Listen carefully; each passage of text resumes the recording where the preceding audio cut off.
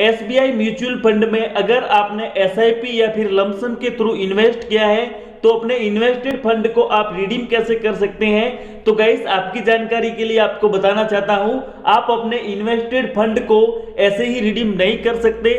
Redeem करने का एक प्रोसेस होता है और वो प्रोसेस मैं आपको इस वीडियो में सेटअप बाय सेटअप बताने वाला हूं। तो वीडियो को आप एंड तक देखते रहिए। एंड आपने अभी तक हमारे चैनल को सब्सक्राइब नहीं किया है तो रेड बटन पर क्लिक करके सब्सक्राइब जरूर करें ताकि आपको आगे आने वाली इंफॉर्मेशन नोटिफिकेशन सबसे पहले मिल पाए। जैसे ही आप म्यूचुअल फंड को लॉगिन करेंगे आपके सामने इस टाइप का इंटरफेस ओपन हो जाएगा।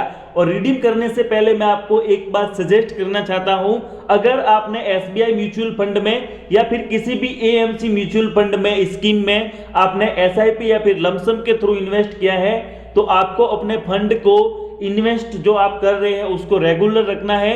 अगर आपको यहाँ पर ज्यादा जरूरत हो, ज्यादा नीड हो अपने फंड की, आकस्मिक जरूरत हो तो ही अपने फंड को रिडीम करना चाहिए। अगर आप एग्जांपल के थ्रू 1 साल के लिए इन्वेस्ट करते हैं और जो आपने अमाउंट को इन्वेस्ट किया है उस अमाउंट को रिडीम करके खर्च कर लेते हैं अपने एक्सपेंसेस पर, तो आपके इन्वेस्ट किए गए फंड पर कोई आपको यहाँ पे रिटर्न नहीं मिलने वाला है और आपका कैपिटल भी गेन नहीं होगा। तो आपको मैं वापस सजेस्ट करना चाहता हूं, अगर आप इन्वेस्ट कर रहे हैं म्यूचुअल फंड में तो इन्वेस्ट को रेगुलर रखें तो ही आपको अपने फ्यूचर के लिए आप अपना कैपिटल गेन कर पाएंगे एंड आपको यहाँ पे अच्छे रिटर्न मिलेंगे।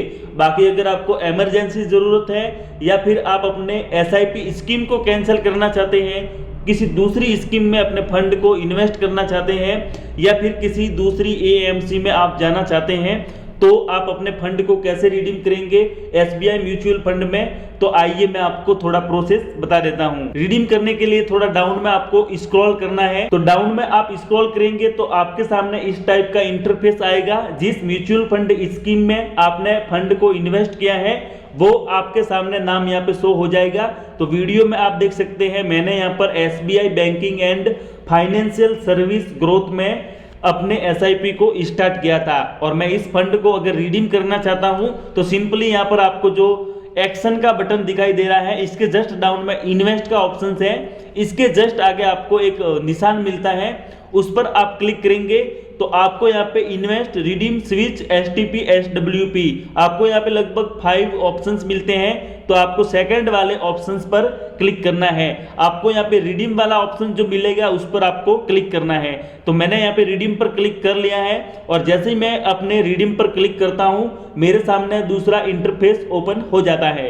यहाँ पर आप देख सकते हैं मेरे फोलियो नंबर भी आ चुके हैं और वीडियो में आप देखिए SBI banking and financial service fund direct plan growth. तो यहाँ पर जितने भी मेरे यूनिट हैं, जितनी भी मेरी फंड की वैल्यू है वो यहाँ पर शो कर रही है एंड यहाँ पे जितनी मेरे पास में एनएवी है, नेट एसेट वैल्यू है, वो भी यहाँ पर शो कर रही है। यहाँ पर रिडीम करने के लिए आपके पास में 3 ऑप्शंस अवेलेबल रहते हैं।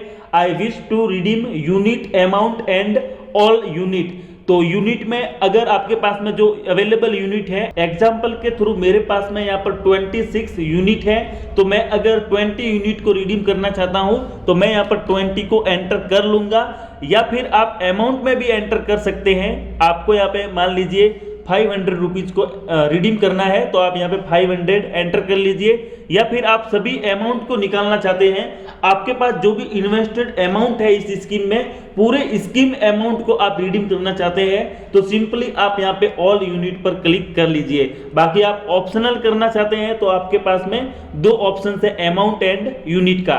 तो गाइस मैं यहाँ पर आपके एग्जाम्पल के लिए अमाउंट एंटर कर लेता हूँ 500 रुपीज। तो गाइस आपको जो भी अमाउंट रिडीम करना है उस अमाउंट को आप एंटर कर लीजिए।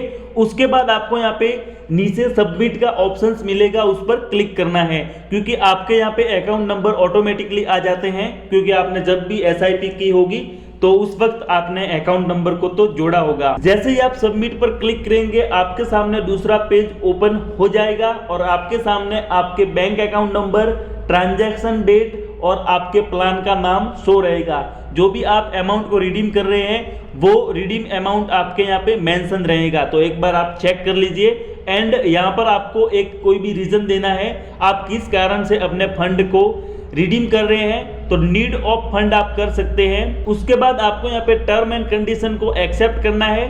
टर्म एंड कंडीशन को एक्सेप्ट करने के बाद आपको कंफर्म पर क्लिक करना है। जैसे ही आप कंफर्म पर क्लिक करेंगे आपके सामने एक पॉपअप शो हो जाएगा, उसमें ये मेंशन रहेगा कि जो भी आप एनएवी यूनिट विड्रॉ कर रहे हैं, जो अमाउंट आप विड्रॉ कर रहे हैं अपने एसआईपी प्लान से या फिर आपने जो भी इन्वेस्ट किया है उस फंड में से आप रिडीम कर रहे हैं, उस पर आपको एग्जिट लोड चार्ज देना होगा।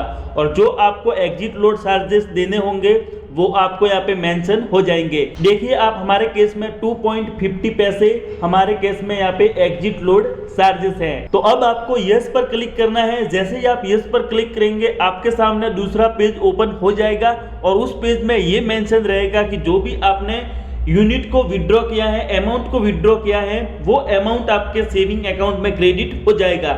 जो आपके म्यूचुअल फंड से लिंकेड सेविंग अकाउंट है उस सेविंग अकाउंट में आपका फंड 7 to 10 डेज में आपके क्रेडिट हो जाएगा।